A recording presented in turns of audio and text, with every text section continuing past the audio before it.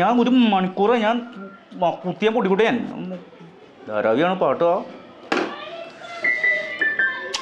സാധനം മഞ്ഞില്ലല്ലോ, മാറ്റി പിടിക്കാം. നാടൻപാട്ട് പിടിച്ചാലോ? നാടൻപാട്ട് പിടിക്കാം. ഓടണ്ട ഓടണ്ട ഓടണ്ട കുഞ്ഞാടേ, ഓമനയേശു കൂടെ ആരെഴുതും. എൻ്റെ പൊന്നെ പെണ്ണെ ശല്യം ചെയ്യാണ്ട് ഒന്ന് പോ. ഞാനിത് കൊട്ടേഷൻ എടുത്തേക്കണ സാധനമാണ്. ഞാൻ പള്ളക്കാൻ കയറ്റി. ഞാൻ ഇത് ഈ പെരുന്നാളിന് പാട്ടാറിനെ തീർത്തു കൊടുക്കണം. മോഞ്ചിനെ അടങ്ങാറാക്കാനാണ് എപ്പോൾ വന്നിരിക്കണ. എന്താ ആ പാട്ട് നിങ്ങളുടെ അർത്ഥം പറഞ്ഞുതരാം. ഏത് പാട്ടിൻ്റെ? ജബ്ബിക്ക് ബുക്കിബി അതല്ല പാട്ട്. ജബ്ദി കൊല്ലടിക്ക് ദേഖോ മേരാ ദിൽ ദീവാന ഓലേ ഓലേ ഓലേ ഓലേ, അതാണ് ആ പാട്ട്. ആ പാട്ടിന് അർത്ഥം എന്ന് പറഞ്ഞാൽ പ്രത്യേകിച്ചൊന്നുമില്ല, വളരെ സിമ്പിളാണ്.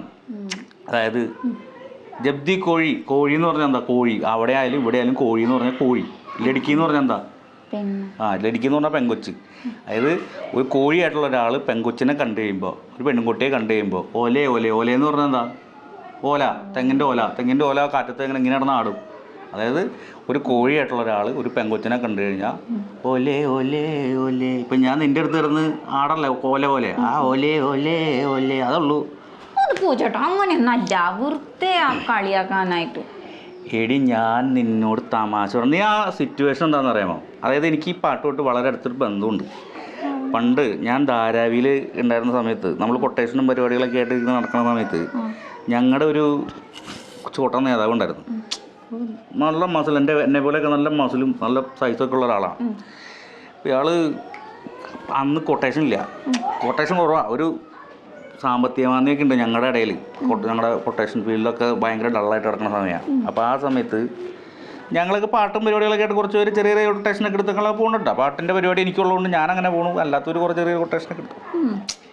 ആ സമയത്താണ് ഒരു മുതലാളി, മാർവാടിയാണ് അയാൾ, നമ്മുടെ സണ്ണി ലിയോണില്ലേ, സണ്ണി ലിയോണെ തട്ടിക്കൊണ്ടുവന്ന് ഇയാൾക്ക് കൊടുക്കാൻ പറഞ്ഞുകൊണ്ട് നമ്മുടെ ഈ നേതാവിന് മീൻസ് ഈ ഗുണ്ടയ്ക്ക് കൊട്ടേഷൻ കൊടുത്തു, തട്ടിക്കൊണ്ടുവരാൻ പറഞ്ഞു. അപ്പം ഇയാളെന്ത് ചെയ്ത്? ഇയാൾ ആരോടും പറഞ്ഞില്ല. കാരണം 1 കോടി രൂപയാണ് കൊട്ടേഷൻ കൊടുത്തത്. അന്ന് 1 കോടി രൂപ എന്ന് പറഞ്ഞാൽ ഭയങ്കര കാശ്. 1 കോടി രൂപയ്ക്ക് കൊട്ടേഷൻ കൊടുത്താണ്. അപ്പോൾ ഇയാൾ എന്ത് ചെയ്തു? ഇയാൾ നേരെ ഈ സണ്ണി ലിയോൺ എവിടെയാണ് തപ്പി തെരഞ്ഞ് വന്ന് നോക്കുമ്പോൾ സണ്ണി ലിയോൺ ഒരു ബാറിൽ ക്യാബറ കളിച്ചുകൊണ്ടിരിക്കുക. സണ്ണി ലിയോണിൻ്റെ ക്യാബറ എന്ന് പറഞ്ഞാൽ അറിയാലോ, നേരെ ചെന്നൈക്കാണ്. പുള്ളിയുടെ വാതിലൊക്കെ ചവിട്ടി പൊളിച്ച്, നല്ല പവർഫുൾ മനുഷ്യനല്ലേ, നല്ല ശക്തനല്ലേ, വലിയ വടിവാളം. ഇത്ര ഉള്ളതൊന്നുമല്ല. നമുക്കിനി ഇത് മതി. അയാളാണെങ്കിൽ ഒറ്റ കുത്തിന് 100 വരെ കൊന്ന ആളാ.